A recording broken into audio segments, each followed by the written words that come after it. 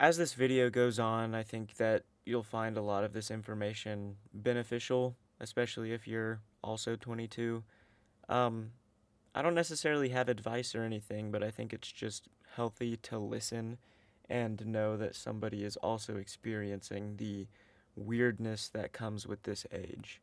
So, like a lot of 22-year-olds, I have kind of, just graduated. I'm looking to start the next chapter in life, and yeah, it's terrifying. Which, just as a quick aside, is odd for me. I feel like, maybe it was a product of privilege and structure, but I've never really been somebody who worried too much about the future. So this is like a very new feeling for me. And it's crushing. Like, there are nights where I have trouble sleeping because of it. Um, and I used to have like bad trouble sleeping, but it's been good recently. Just the only thing is this like kind of anxiety of the future has really been getting to me. It's like I lay down and I'm, physically exhausted, but then my mind just keeps racing. I'm sure many of you are familiar with the feeling. I do want to do something within the creative field, whether it be content creation or the film industry. That's what I went to school for. So, shocker, I feel a little bit directionless right now. Um, but I think this applies to sort of anybody who, doesn't necessarily feel secure about going into their industry, or, they feel like their college days might have been a little bit wasted. I think it's just that feeling of looking ahead to your future and being like, oh my gosh, I really do not want to become like just a slob, or, I don't just want to end up at a 9 to 5.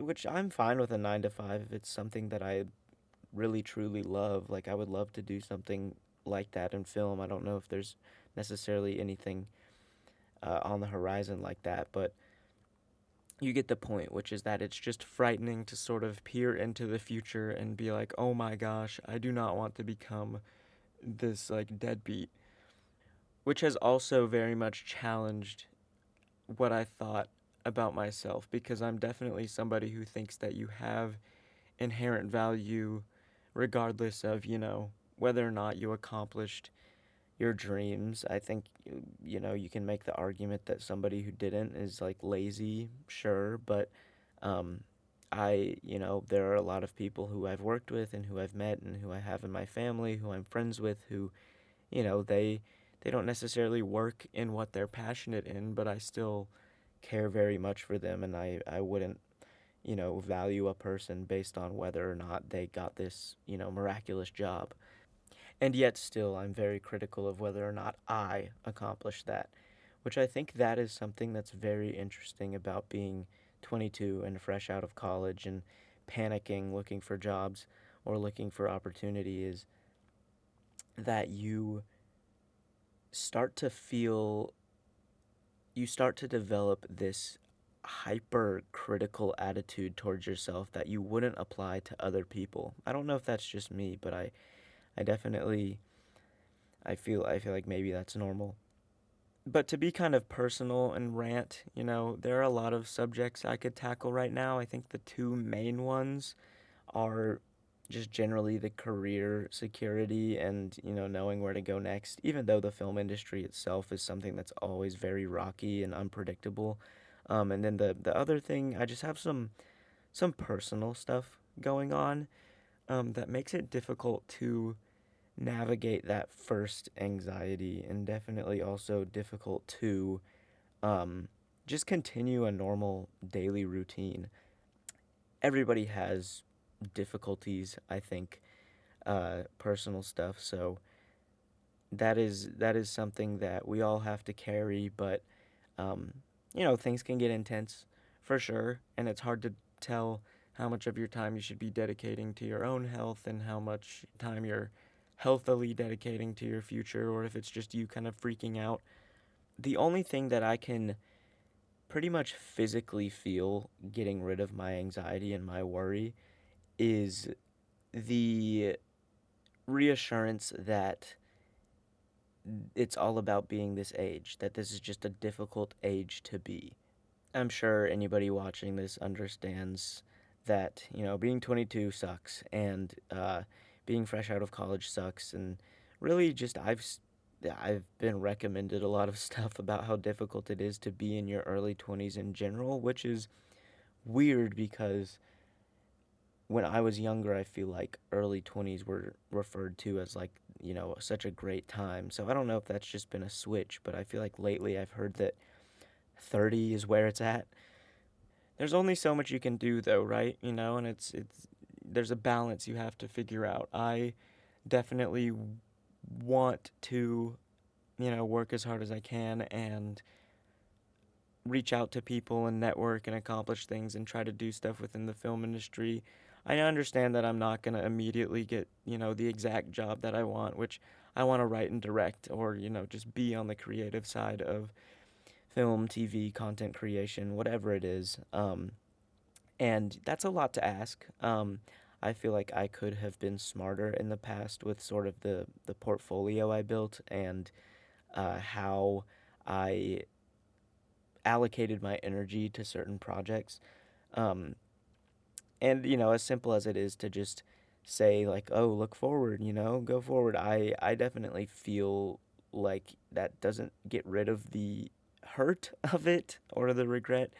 Um, but I'm trying to change my mentality as much as possible to move forward. And it's a little dire at times, I feel like if I have days where I'm not on top of my schedule, I really start to mentally go to a bad place, which that is also something about this age. It's not just like, oh, it sucks to be 22.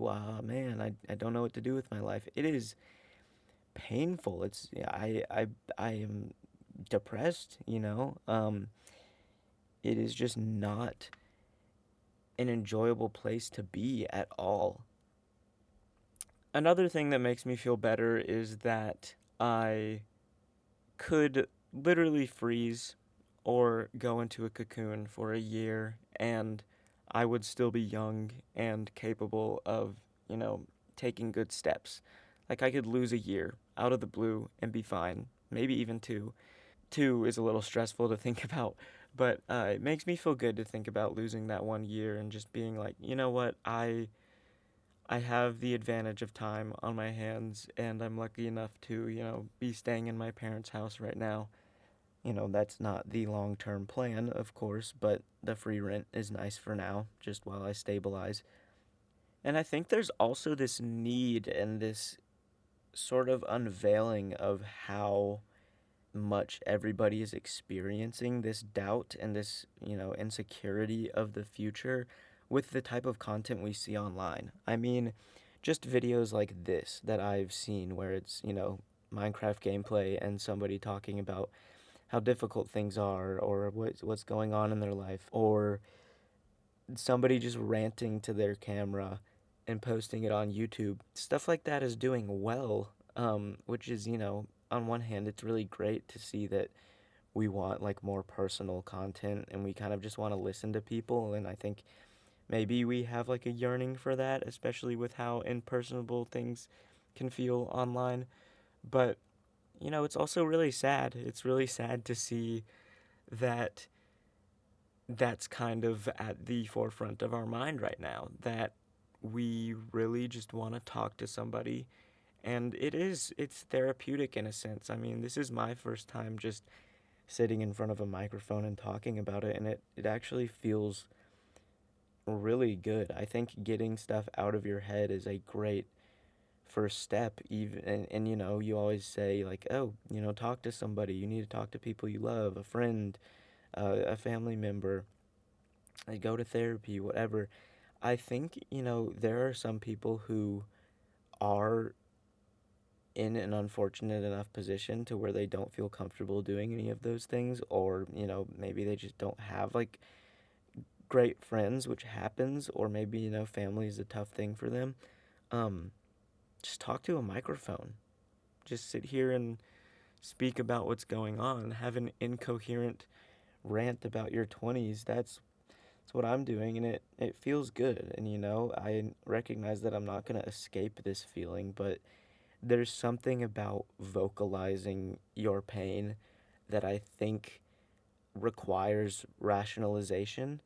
Maybe it's because I don't want to sit here and like hear myself talk about like only negative things or terrible things. Or it's probably just the fact that I know that other people may watch this and I wouldn't want to bring anybody down. I'd want to lift them up if anything. So I, have a more positive tone, but it feels good. It feels good to talk about this. I think just the way the world works as well also makes this very difficult, this time of my life very difficult because things are expensive. It's expensive to live.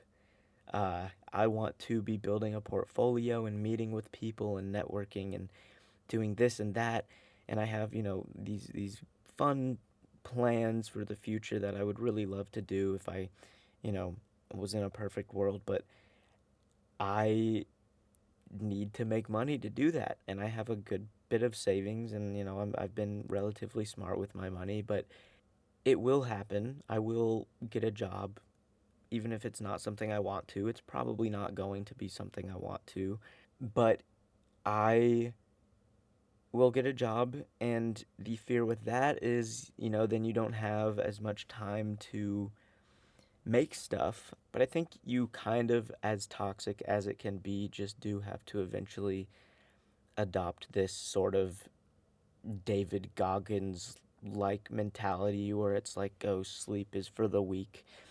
It's not. Sleep is very important, and I think that there is rarely a situation where it should actually be skipped out on if, that work can be done on a good 8 hours.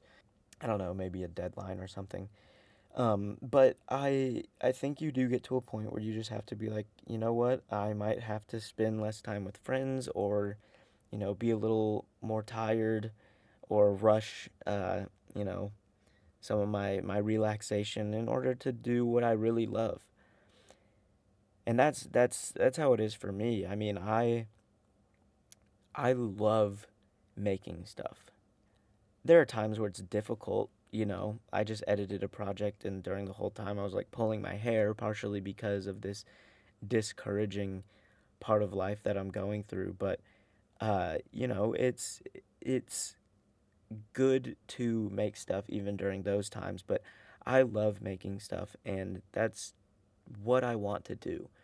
So even though I feel like that's going to be difficult and it might require me to sacrifice some other things, I'm prepared for that. It's not going to be fun or miraculous or, preferred, but uh, I think that is some of the healthiest self-talk that I can give myself is, this is going to be tough, but do it. You'll thank yourself. You enjoy it. You love this. Remember that. Even when you're having a bad time or a bad day, this is your foundation. So I feel like if I had to conclude this in any way, um, just admit to yourself what you love and go full steam with it. It is really difficult to navigate this world sometimes, especially at this age. And I am sitting here acting like I have all the answers. I don't. Everything I've said could be complete BS. But I think there is a good way and a bad way to navigate it, despite how painful it is. So moving forward, I will try to really drill that into my brain, and I think that's a good way to go about it.